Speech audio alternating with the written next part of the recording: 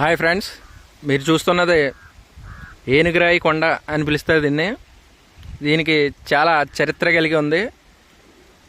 అది ఏంటన్నది ఎక్కడున్నది అనేది మీకు ఇప్పుడు చెప్పడం జరుగుతుంది. ఆంధ్రప్రదేశ్లోని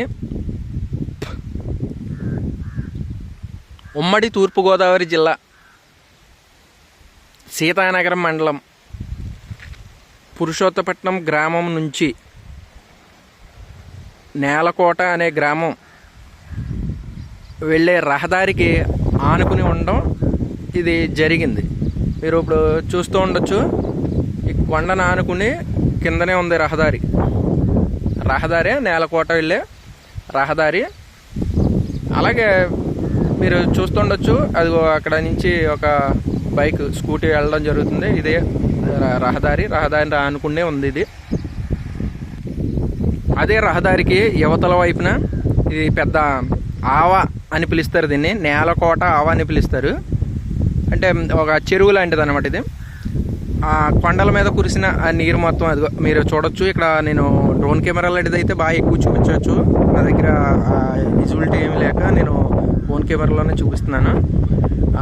చూడొచ్చు మీరు, అదిగో చాలా దూరం ఉంటుంది. ఇది చాలా పెద్దది. ఒకప్పుడు ఇక్కడ ఈ ఆవలో పూర్వం దేవతలు మునులు తెల్లవారుజామున స్నానాలు ఆచరించేవారంట. ఆచరించే సమయంలో రోజు వాళ్ళు తెల్లవారుజామున వేకువజామున చేస్తారు కదా, అదే టైంలో చేయడానికి వచ్చేటప్పటికి ముందుగానే నీళ్లు కలగలిపేసి తొక్కేసినట్టు మురికిగా చేసేసి ఉండే అంట. దాంతో వాళ్ళు కోపించి అసలు దీనికి గల కారణం ఏంటి తెలుసుకోవాలి అని కొంచెం ముందుగానే వచ్చి పక్కన మాటు వేసి చూస్తే ఒక ఏనుగు డైలీ వచ్చి ప్రతిరోజు నీళ్లు మొత్తం కిలుకులు చేసేసి స్నానం ఆచరించి చేసి మొత్తం చెల్లాచెత్తంగా చేసేస్తుంది. అది చేసి అటు నుంచి జస్ట్ మీకు ఇదిగో ఈ ఆవిది ఆవు పక్కనే ఇదిగో మీకు చూపిస్తున్నాను, కరెక్ట్గా చూడండి. మీరు ఎక్కడో అనుకుంటారు, మళ్ళీ పక్కనే ఏనుగురాయి కొండ అంటారు దీన్ని. ఆ ఏనుగు ఇక్కడి నుంచి ఈ రహదారి పక్క నుంచి కొండపైకి వెళ్ళిపోవడం జరుగుతుంది. వాళ్ళు చూసేటప్పుడు ఓహో దీనికి గల కారణం రోజు ఏనుగు అనమాట, మన నీళ్లు ఇలా మొత్తం మురికిగా చేస్తుందని అప్పట్లో మునోక ఆయన దాన్ని నీళ్లతో పోసి శపించాడు. శపిస్తే ఆ ఏనుగు అలా శిలగా మారిపోయి ఏనుగు శిలరాయి అంటారు దీన్ని. ఇది మీకు చెప్పినట్టు తూర్పుగోదావరి జిల్లా సీతానగరం మండలం పురుషోత్తపట్నం గ్రామం నుంచి నేలకోట వెళ్ళే దారికి పక్కనే ఉంది. అలాగే ఇక్కడికి కూతవేటి దూరంలో మీరు చూస్తుండొచ్చు, అది కనపడుతున్న కొండకి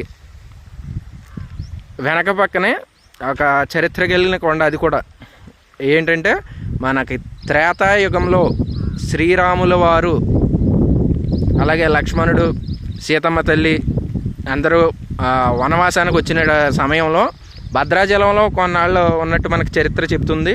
అలాగే అక్కడి నుంచి నడుచుకుంటూ ఇక్కడ కృష్ణుడి గుడి ఒకటి ఉంది. దాన్ని దర్శించుకోవడానికి రాముల వారు వచ్చేవారని మన పెద్దలు ఇప్పటికే చెప్తున్నారు. దానికి సంబంధించి ఇక్కడ పేరు కూడా కొండకి రామదుర్గం అని ఒక పేరు ఉంది. దానికి అతి దగ్గరలో ఏనుగుశిల కొండ ఉండడం, ఈ ఆవ ఉండడం జరిగింది.